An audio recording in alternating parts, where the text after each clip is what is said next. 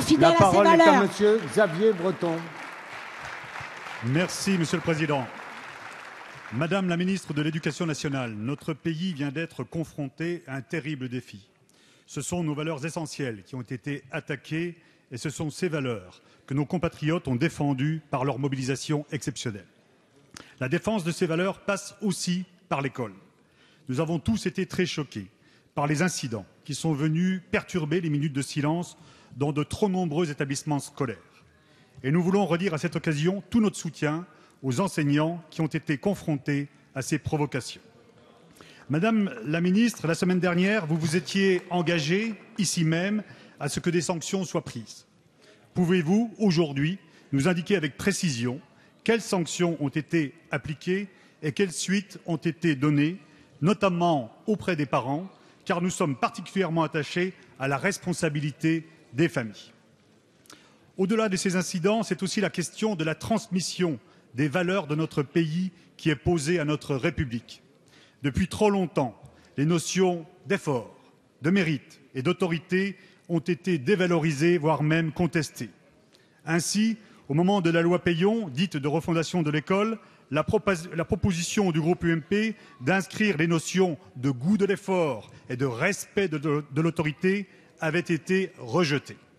Ces derniers mois, de nombreuses mesures sont trop souvent allées à l'encontre de ces valeurs. La suppression des bourses au mérite, l'extinction du programme d'internat d'excellence, l'abrogation de la loi luttant contre l'absentéisme scolaire ou tout récemment encore la volonté de supprimer les notes pour soi-disant ne pas traumatiser les élèves. Alors, Madame la ministre, quelles mesures concrètes comptez-vous prendre pour promouvoir auprès de notre jeunesse les valeurs d'effort, de mérite et d'autorité et pour assurer la transmission des valeurs essentielles de notre pays? Je vous remercie. Merci. La parole est à Madame Najat Vallaud-Belkacem, ministre de l'Éducation nationale, de l'Enseignement supérieur et de la Recherche. Merci Monsieur le Président, Mesdames et Messieurs les députés, Monsieur le député Breton.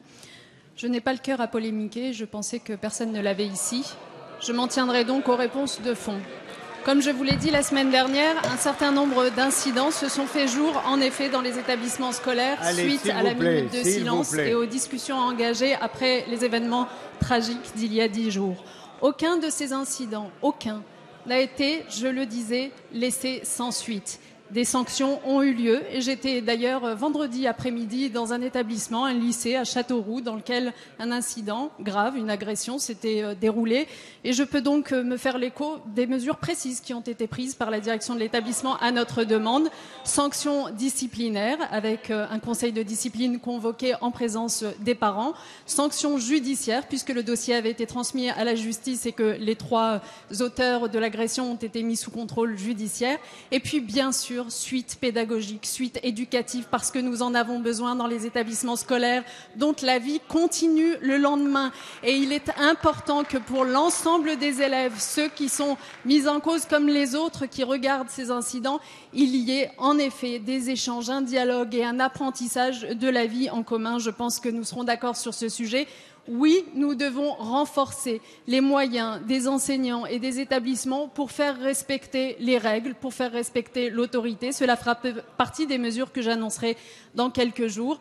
Oui, l'école est un lieu particulier dans lequel, évidemment, il s'agit de faire respecter des règles, mais il s'agit aussi d'apprendre aux élèves à vivre ensemble dans un cadre bien particulier qui doit laisser de côté les différences, qui doit faire prévaloir la laïcité. C'est la raison pour laquelle nous devons former les enseignants et les outiller pour cela. Merci.